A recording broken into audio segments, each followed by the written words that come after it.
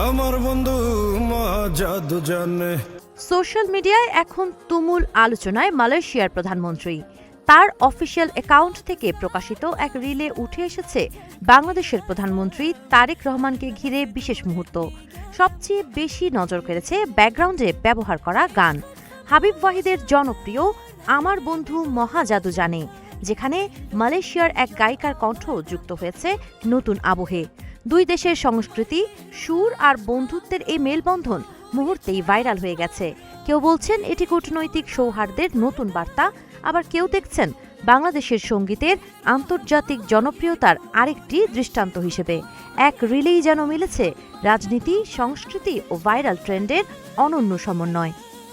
আমার বন্ধু মহা জাদু জানে, জাদু জানে, জাদু জানে রে।